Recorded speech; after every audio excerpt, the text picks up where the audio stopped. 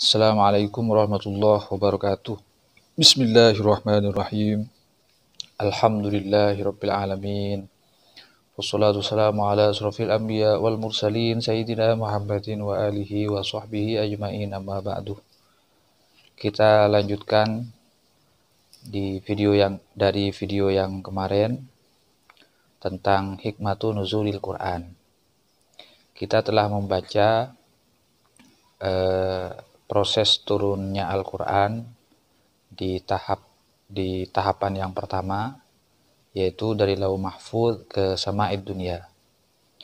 Sekarang kita beralih pada At-Tanzilus Tsani, proses turunnya Al-Quran tahapan yang kedua, yaitu langsung kepada Nabi kita Muhammad Sallallahu Alaihi Wasallam. Seperti apa kita ikuti, semoga menjadi tambahan ilmu yang bermanfaat bagi kita semua.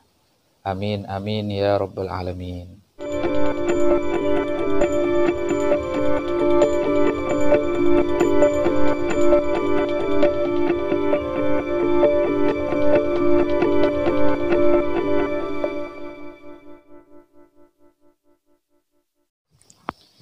Baik, bismillahirrahmanirrahim. Qala al-mu'allif rahimahullah wa nafa'ana bihi wa ulumihi wa madana bi asrori.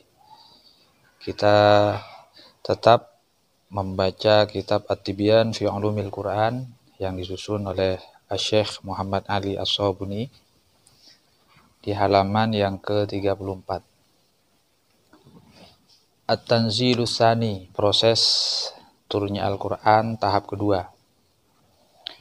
Wa amma tanzilus tsani, adapun tahap kedua dari turunnya Al-Quran, faqad kana minas sama'id dunya ala qalbin nabi sallallahu alaihi wasallam munajjama. Ialah turunnya Al-Quran dari langit dunia langsung turun atas hati baginda Nabi Muhammad sallallahu alaihi wasallam, namun munajjama, diangsur, ay mufarraqo. Beda dengan turunnya Al-Quran tahap pertama dari Lauh Mahfuz ke Sama'id Dunia. Maka itu jumlatan wahidah.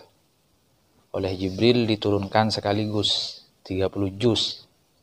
Tapi kalau dari Sama'id Dunia kepada hatinya Nabi Muhammad adalah munajjama, diangsur, dicicil sedikit demi sedikit. Fi muddati 23 sanatan.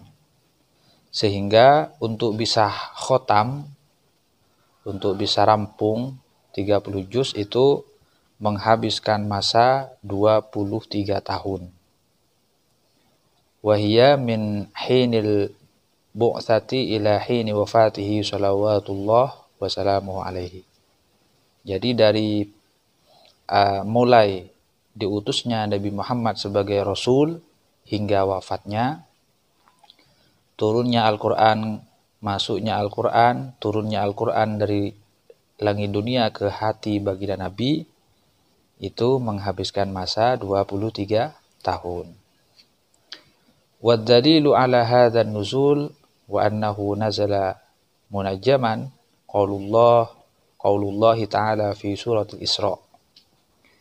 Adapun dalil atas turun tahap kedua ini, model turunnya Quran di tahap yang kedua ini dengan cara diangsur, ialah firman Allah dalam surah Al-Isra. Yang pertama Anda bisa lihat dalam Al-Itqan fi Ulumil Quran. Yang pertama bisa Anda lihat dalam surah Al-Isra ayat 106. A'udzu billahi minasyaitonir rajim. Bismillahirrahmanirrahim. Wa Qur'anan faraqnahu litaqra'ahu 'alan nasi 'ala mukthin wa nazzalnahu tanzila. Ini dalil yang pertama.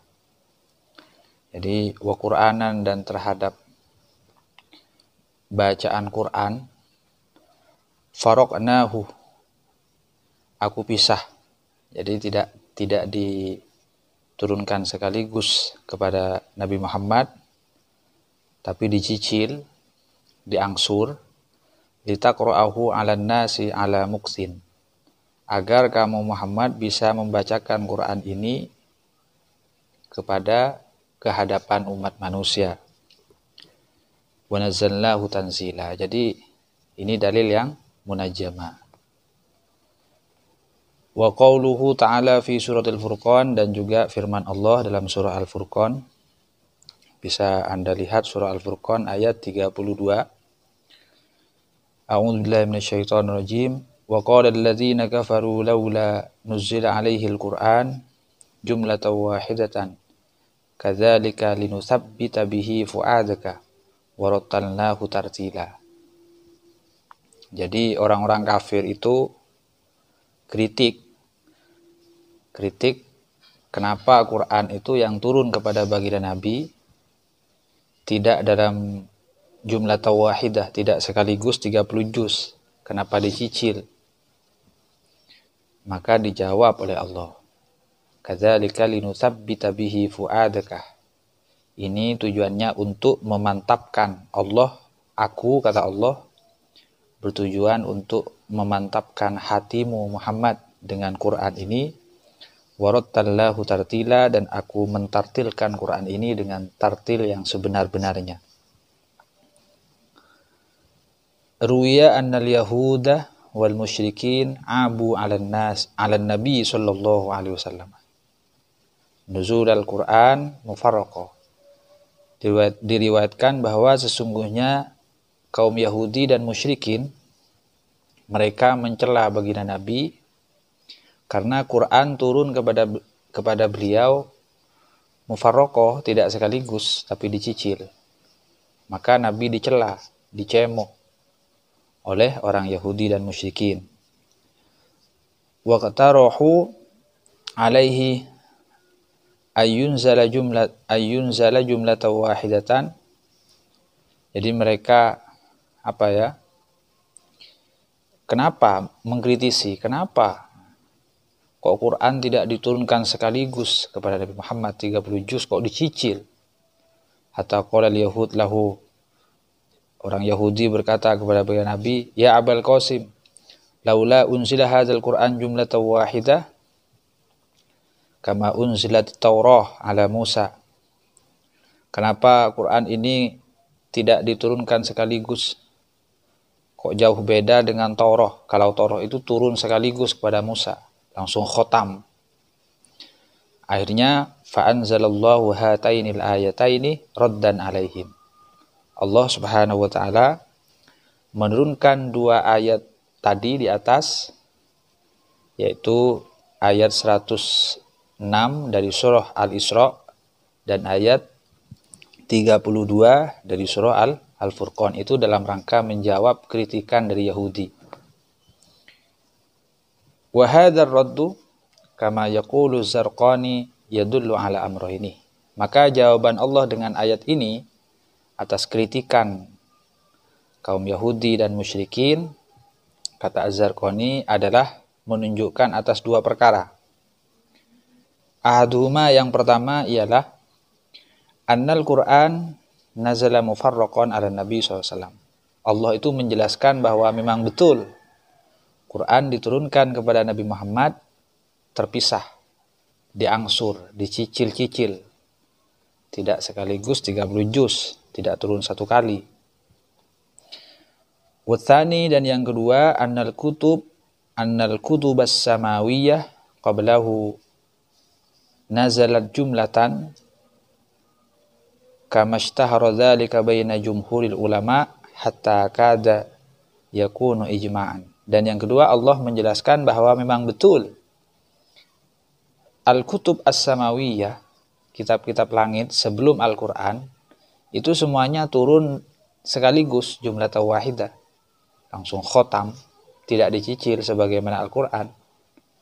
Sebagaimana ini yang telah masyhur informasi ini di kalangan jumhuril ulama dan menjadi ijma'. Wa wajhud dalalah ala hadainil amrayni, adapun jalan arah dalalah petunjuk atas dua kesimpulan ini annallaha ta'ala lam yukadzibhum fi madda'au min nuzulil kutub as-samawiyyah jumlatan. Sesungguhnya Allah Subhanahu wa taala tidak menganggap dusta perkataan Yahudi yang mereka mengklaim mengatakan bahwa kitab langit sebelum Al-Quran turun sekaligus. Ya, benar, tidak diingkari oleh Allah, dibenarkan oleh Allah. Bal ajabahum bibayanil hikmah. Akan tetapi Allah menjawab kepada kritikan kaum Yahudi dan musyrikin ini bibayanil hikmah, dengan menjelaskan hikmah fi nuzulil Qur'ani mufarraqah. Hikmah daripada turunnya Al-Quran secara terangsur. Walau kana nuzulul kutub as-samawiyyah mufarraqah kal-Qur'an la radda alaihim bitakdzib. Dan seandainya turunnya kitab langit itu diklaim sebagai mufarraqah, turun secara diangsur, kitab langit sebelum Al-Quran itu diklaim turunnya diangsur juga sebagaimana Al-Quran, maka tentu Allah akan menjawab pernyataan itu dengan mendustakan. Tapi kenyataannya tidak. Karena Yahudi dan musyrikin menyatakan kitab langit sebelum Al-Quran turun jumlatan wahidah, Allah membenarkan karena realitanya memang seperti itu. Wa bi'lanin anna tanjim huwa sunnatullah. Jadi Allah menjelaskan hikmah. Kenapa kok Al-Quran diturunkan diangsur kepada Nabi Muhammad? Hikmahnya ialah huwa sunnatullah fima unzila 'alal anbiya min qablu. Itu adalah sunnatullah. Sunnatullah, Allah menurunkan kitab langit kepada beberapa para nabi min qablu, dari sebelum Muhammad, dalam jumlah wahidah sekaligus, tidak diangsur. Dan sedangkan Al-Quran diturunkan kepada Muhammad diangsur. Itu sunnatullah. Kama radda alaihim hina ta'anu ala rasul, sebagaimana Allah menjawab atas Yahudi dan musyrikin ketika mereka mencela Rasulullah sallallahu alaihi wasallam. Wa qalu, dan Yahudi berkata, ma li hadzal rasul ya'kulu at-ta'am wa yamshi fil aswaq. Yahudi pernah berkata begini, bisa Anda lihat ini dalam surah Al-Furqan ayat 7. Tidak pantas bagi seorang rasul mereka mengkonsumsi makanan, memakan makanan, dan berjalan di pasar-pasar. Kemudian radda alaihim, Allah menjawab pernyataan Yahudi ini biqaulihi, dengan firman Allah, bisa Anda lihat sendiri dalam surah Al-Furqan ayat 20. Wa ma arsalna qablaka minal mursalin illa annahum la ya'kuluna at-ta'ama wa yamshuna fil aswaq. Aku tidak mengutus qablakah, sebelum kamu Muhammad, minal mursalina, dari beberapa utusan, illa, kecuali, innahum la ya'kuluna at-ta'ama, sesungguhnya mereka memakan makanan, wa yamshuna fil aswaq, dan berjalan di beberapa pasar. Ini artinya apa? Ya sunnatullah, kemauan Allah sudah. Ngapain orang Yahudi mengkritisi hal ini? Hikmatun nuzul Quran munajjama. Hikmahnya apa? Kok Quran diturunkan kepada Nabi Muhammad secara diangsur? Hikmahnya itu ada 6. Apa saja? Linuzulil Qur'anil Karim munajjama ay mufarraqah hikamun jalilah. Jadi turunnya Al-Quran secara diangsur atas Nabi Muhammad itu ada hikmah mulia di dalamnya. Wa asrarun adidah, rahasia terhitung. Arrafahal alimunah, yang telah dijelaskan oleh para alim. Namun ghafala anhal jahilun, orang-orang bodoh melalaikan hikmah di balik itu. Wa nastati'u an nujammilaha fima ya'ti. Muallif akan menjelaskan sesuai dengan kemampuannya. Wahia, ialah hikmahnya apa? Awalan, yang pertama, tathbitu qalbin Nabi sallallahu alaihi wasallam amama azal musyrikin.